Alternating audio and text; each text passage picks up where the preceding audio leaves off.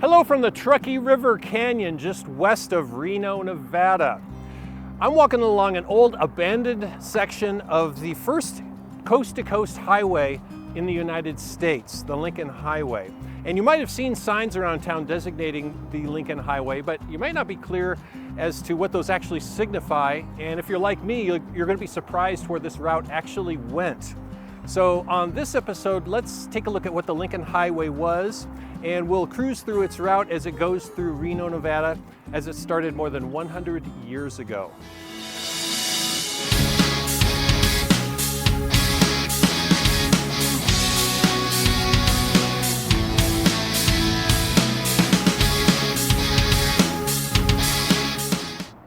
The idea to create the first highway across the continent from New York City to San Francisco was first championed by one individual. Carl Fisher was an entrepreneur from Indiana, and he became very successful in his ventures in the automotive industry and in real estate. Fisher was an idea man who enjoyed dreaming up and starting a project, then moving on to the next one. He was one of the men that founded the Indianapolis Motor Speedway and the 500-mile race that started in 1909 and continues to this day. The first version of the Speedway was just a gravel track and proved to be terribly dangerous for the drivers and the spectators. So Carl Fisher sold the investors on paving the track with 3.2 million bricks, prompting the Speedway to take on the nickname of the Brickyard. After the Lincoln Highway, he would go on to take some swampy land in South Florida and create one of the world's great resorts, Miami Beach. Carl Fisher was able to foresee the coming importance of the automobile, and at that time he took note of the condition of roads in the country, and they were pretty lackluster. Back in 1912, when he first proposed the idea of a coast-to-coast highway, the roads in the U.S. were pretty rough. A good road was graded, and you were lucky to have gravel to drive on. But in general, these roads were bumpy and dusty. They really didn't go many specific places. They just kind of meandered a lot of the time. And in wet weather, forget about it. They just became impassable.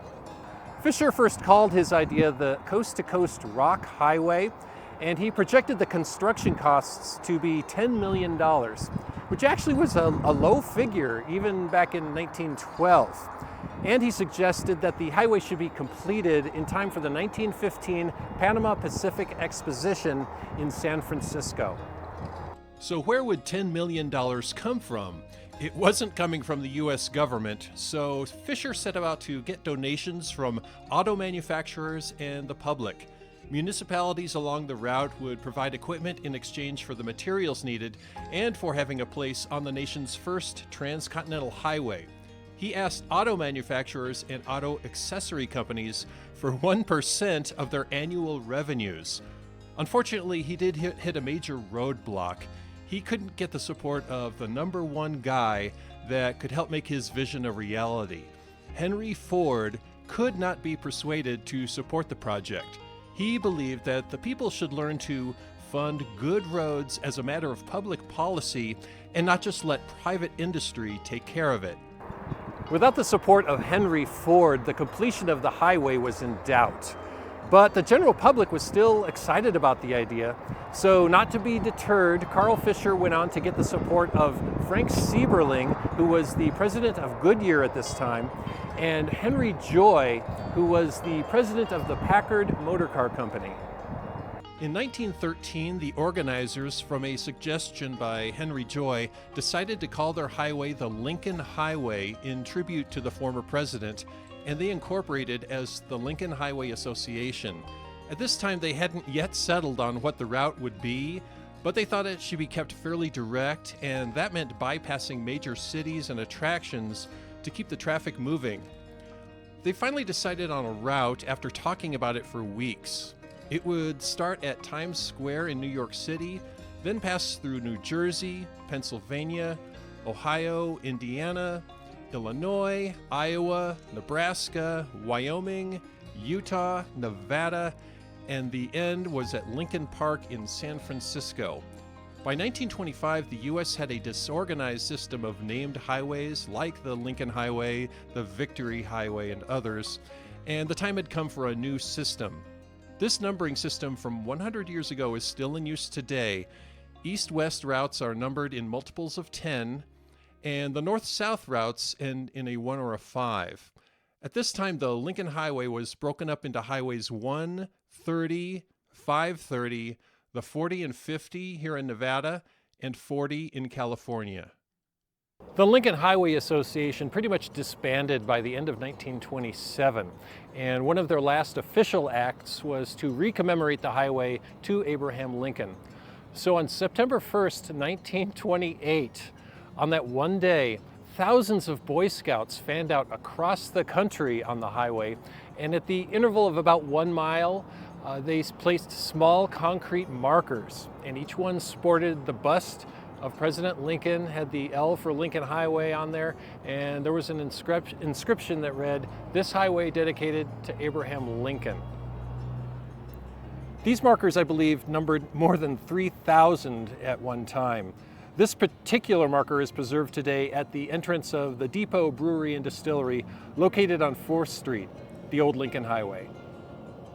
Over time, the old highway names that predated the modern numbering system went by the wayside and were mostly forgotten, and by the 1940s, the name of the Lincoln Highway started to fade into oblivion. But interest in the old route never completely went away, mainly because of all the great marketing that the association had done.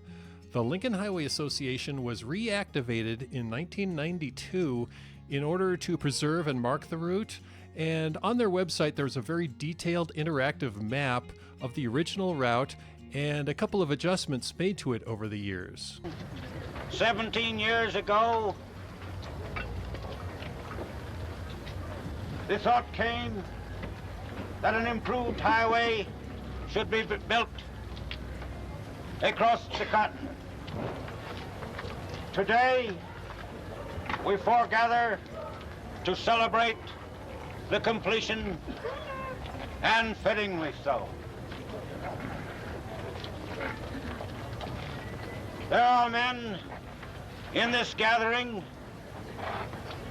who for the past 13 years have given their time, their money, and their influence toward the building of this great highway, and dedicate this highway to be known as the Lincoln Highway. And in dedicating this highway, we dedicate it to man thinking and man working, I think.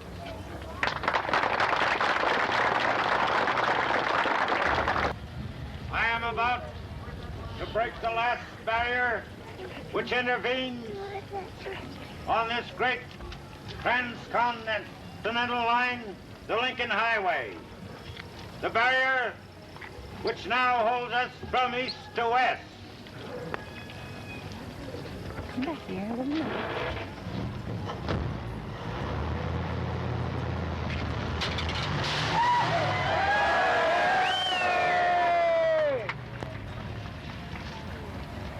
All right, let's take a tour on the old Lincoln Highway as it passed through the Reno area. As I was doing my research for this episode, I found that there were several alternates or generations of the Lincoln Highway during its short existence. And over time, better routes were found and corrections had to be made because Reno was growing up and also more and more automobiles were using the old road. Also, the credo of the Lincoln Highway was to keep things moving. And in some areas, different versions of the highway followed the same corridor, and in other areas, separate roads were used. However, the idea was to run east-west in as straight a line as possible. Starting from east, headed west, the Lincoln Highway came through Fernley, Nevada, after passing through Fallon. There was a later road from near Fallon that bypassed Reno and headed straight to Carson City on what is today US 50, and more about that route later. There's a pretty good marker in the middle of Fernley that points out the nation's first transcontinental highway, And if you're familiar with Fernley, you'd think the old Alt US 50 was the route due to all the businesses lining the road there, but this wasn't the Lincoln Highway. It came through Fernley, mainly on today's Farm District Road, crossed the railroad tracks here in West Fernley, and headed out to pass through Wadsworth. For the length of the Truckee River Canyon between Wadsworth and Reno Sparks, while there were some improvements and alternate roads used, all versions of the early highway came through this narrow canyon, which it had to share with the railroads. And of course, all of this was way before the modern interstate system and I-80. I've selected this particular area near Derby Dam, pretty close to the halfway point between Reno and Fernley, because from here you can see all versions of the highway that came by this spot. Just to the south of Interstate 80 is this section of the original 1913 road. Many miles of the old highway are now under Interstate 80, but you can still see sections like this as they pass by the more modern road. It's just so cool to envision those old classic automobiles negotiating their way down these bumpy dirt roads. Then just across the interstate, you can find this very visible section of the old 1920s improvement to the route through the canyon. There is a meander in the Truckee River here where the river once flowed in a wide curve, but the river changed its course and the curve was cut off from the flow. As you can see from the drone footage here, the old 1920s road went around the far side of the old river section. I also stumbled upon this Trails West marker with an emigrant description that shows that the Emigrant Road, the Emigrant Trail, went right along the base of this old canyon, just like the 1920s route. All right, I'm parked here on the side of I-80, and from the Lincoln Highway Association map, I found a cool area where the old 1920s highway curved around this steep rocky embankment behind me. And this was bypassed a long time ago by Interstate 80, but I'm not sure if this is part of Highway 40 or not. We're gonna bushwhack a little bit over to the old road and see if we can see any evidence of it being Highway 40 or not. All right, the old road should be right up here, judging from the map.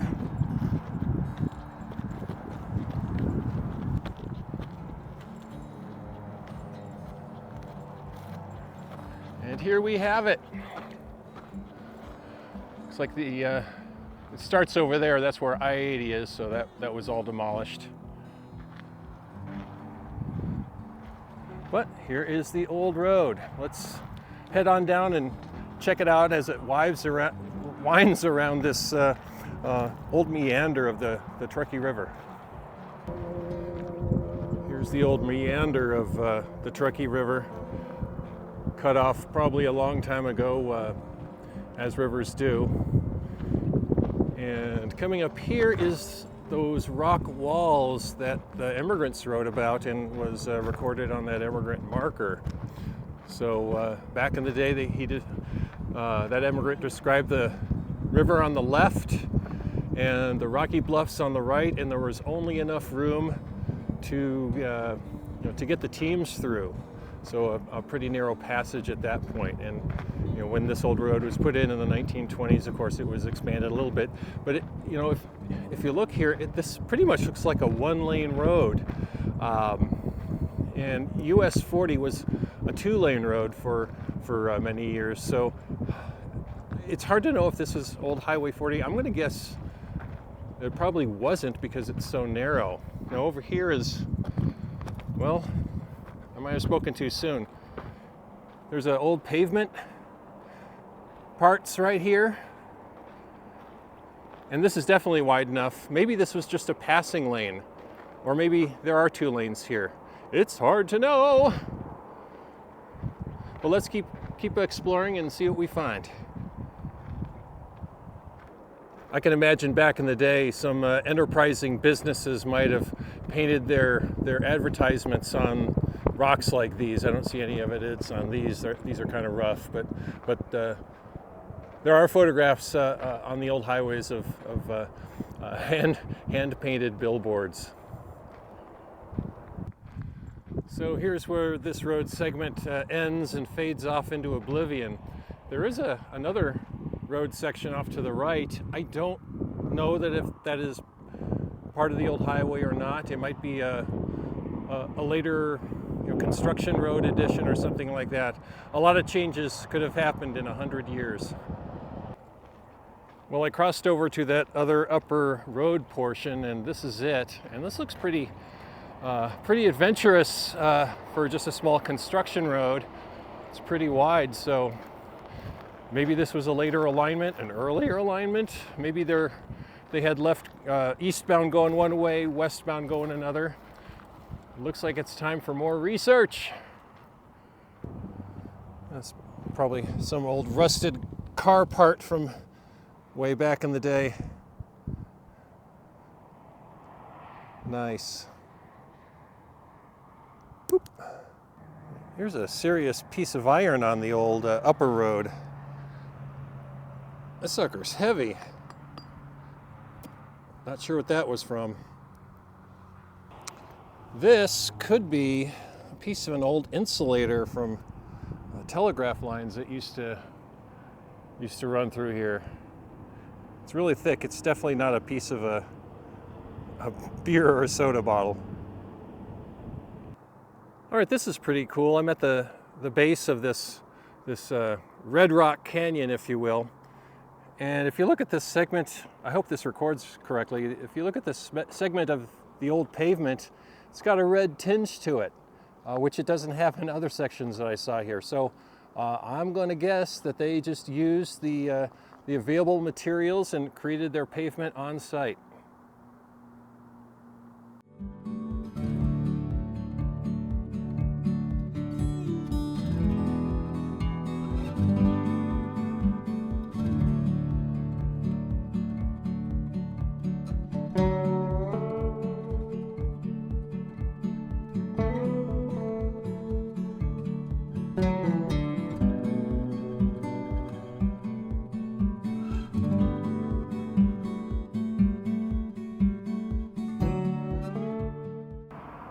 Hello from Gregg Street here in Sparks.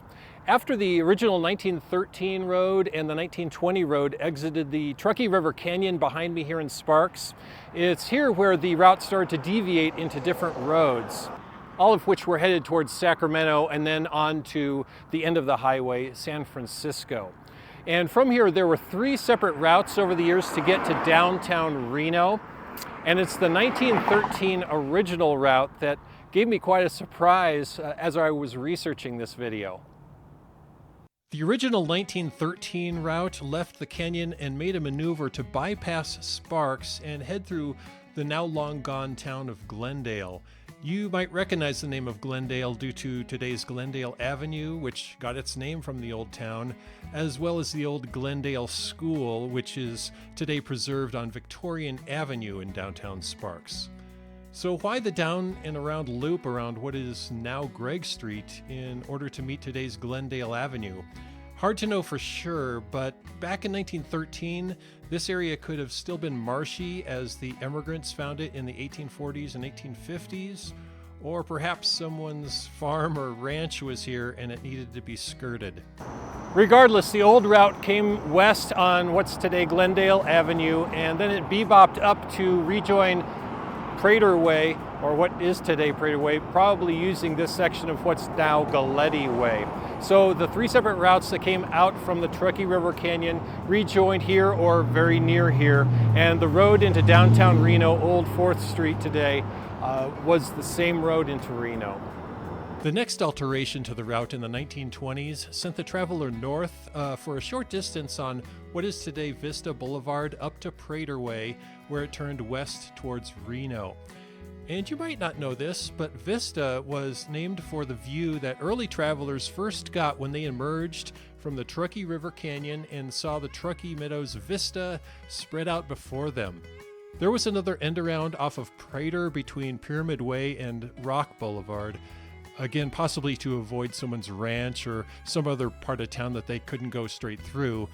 But from then on, that road went straight through to Reno. All right, I'm filming right next to Interstate 80. I hope you can hear me.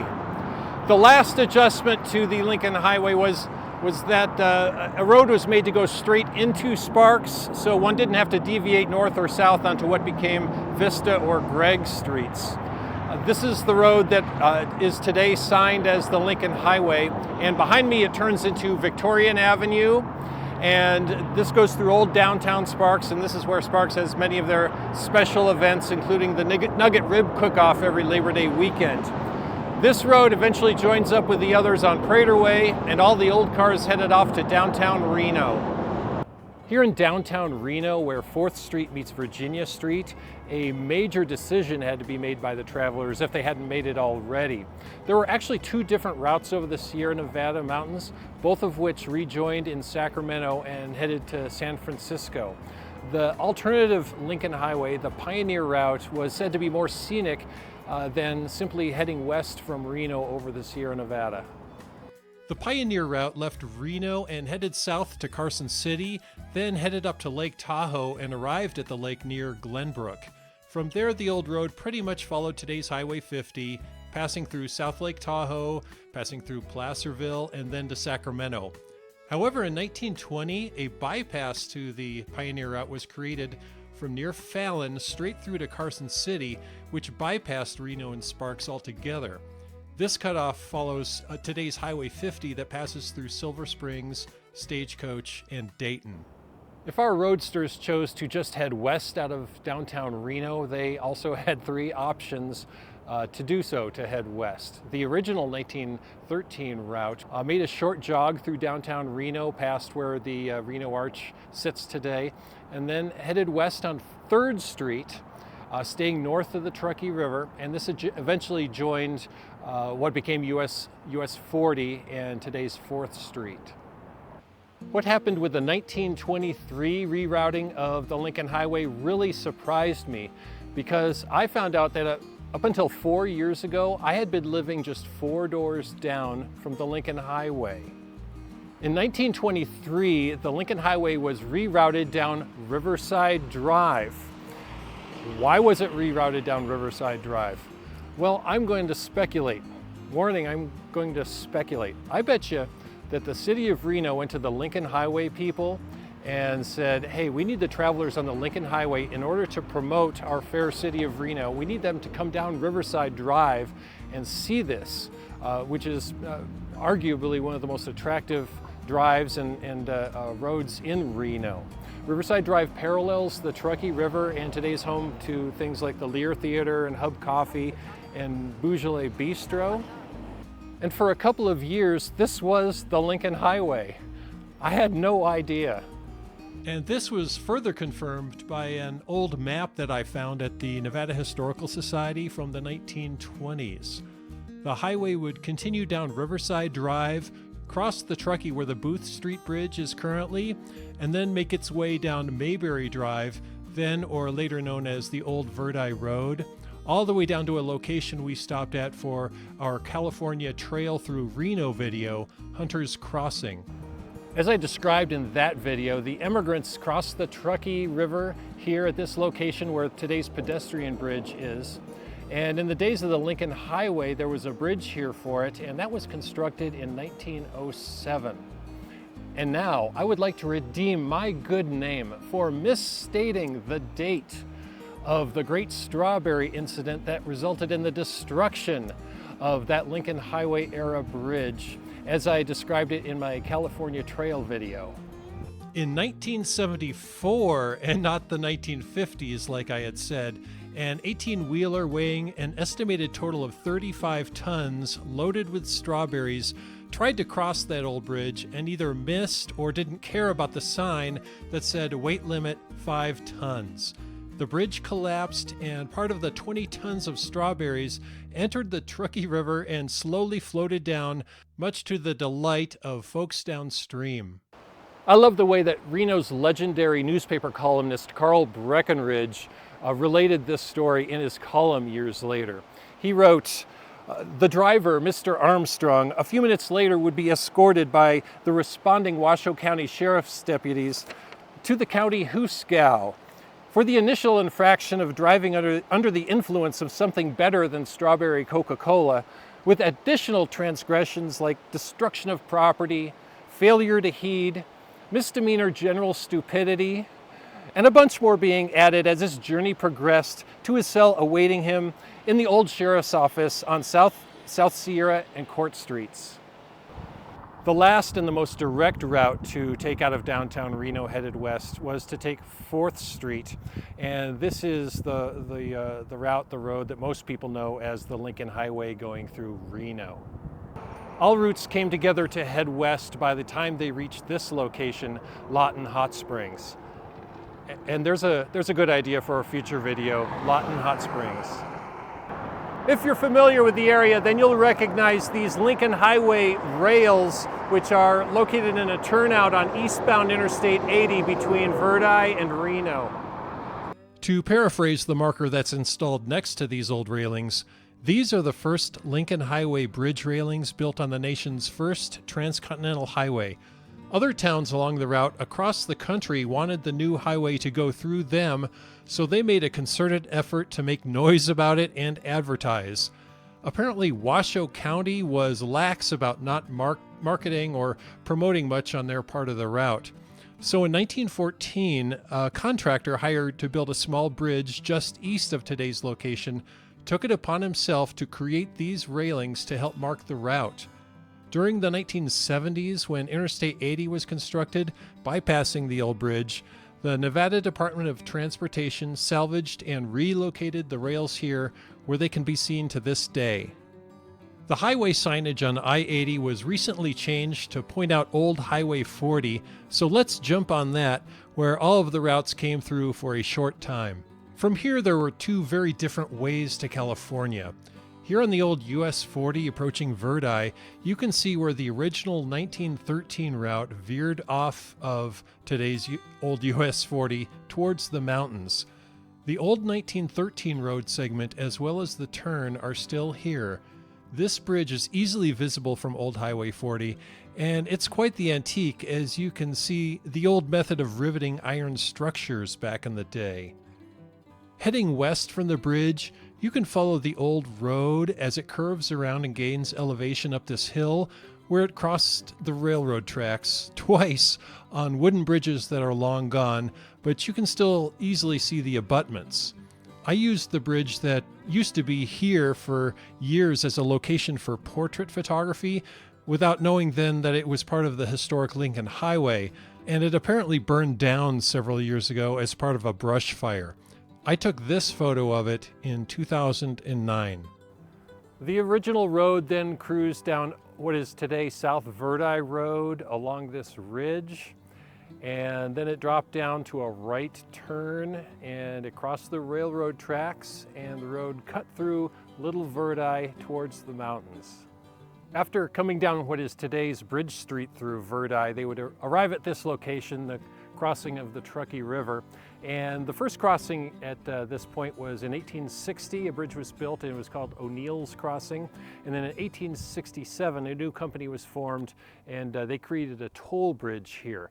The metal bridge that exists here today dates from 1928. The original road then made its way up what's now Dog Valley Road towards the California state line. And here at this state line is the Von Schmidt boundary marker, which the early travelers passed. A surveyor named Alexei von Schmidt surveyed the boundary between Nevada and California in 1872 to 1873, and this iron marker identified the 120th meridian.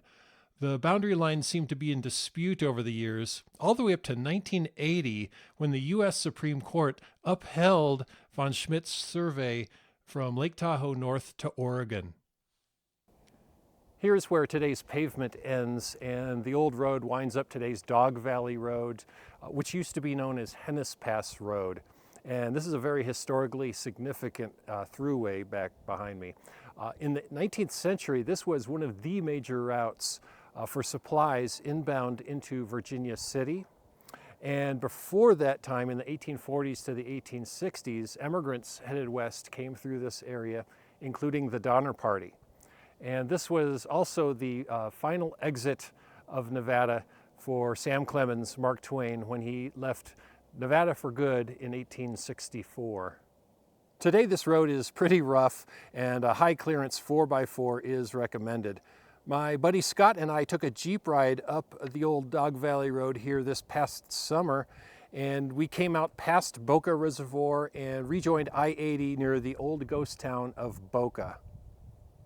In recent years, this road became a huge problem in winter for drivers.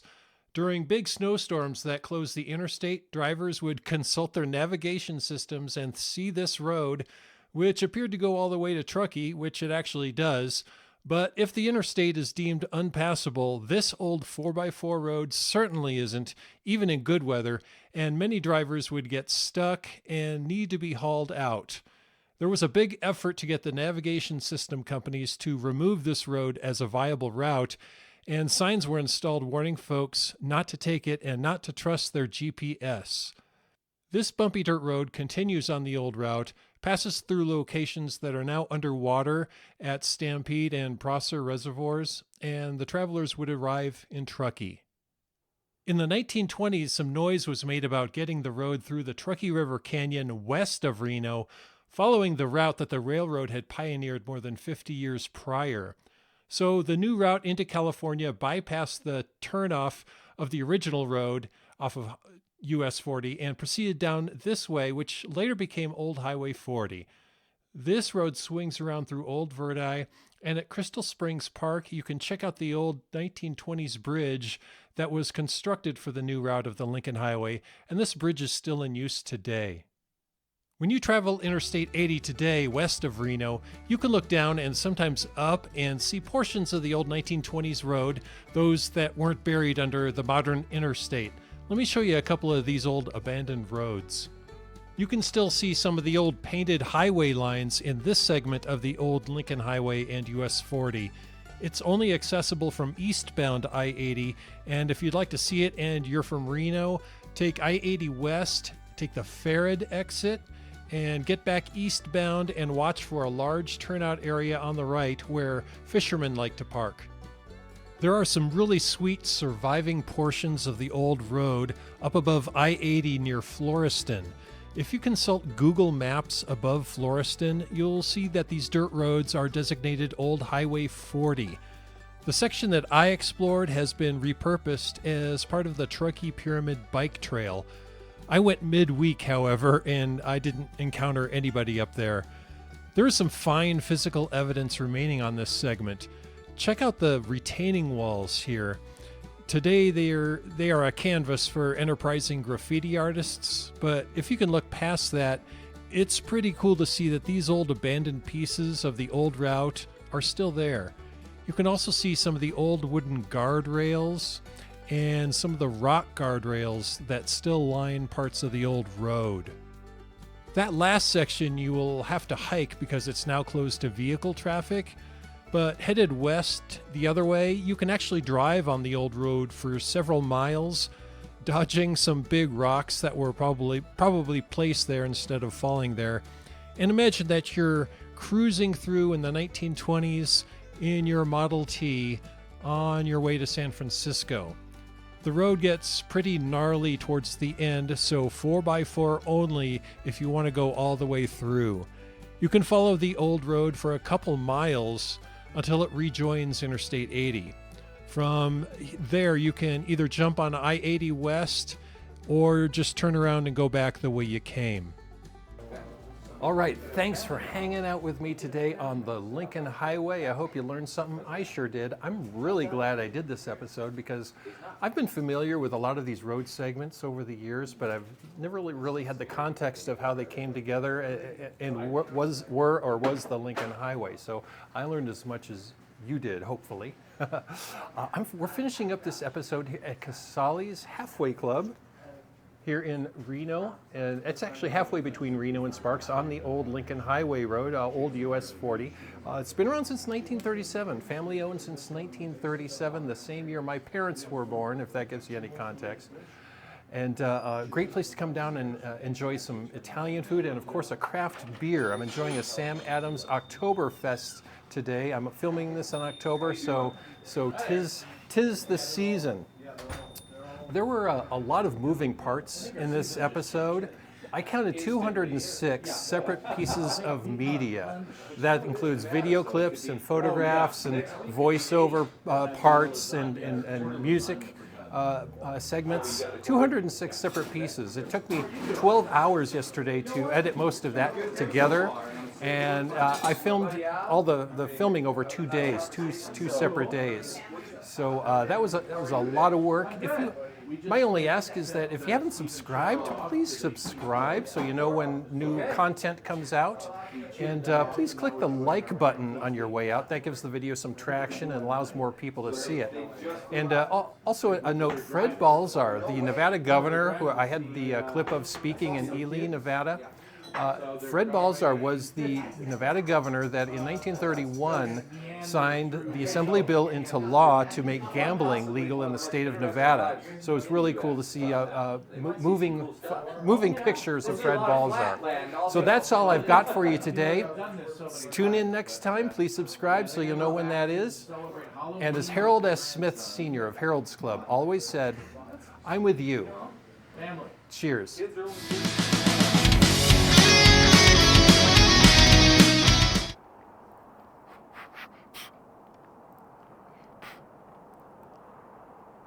Fly. For the length of the... How about now? Check. Check test.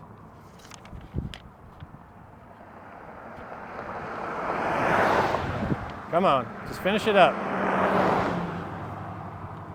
Come on. This thing's dying, that's what it is. Oh shit. Come on, hang with me.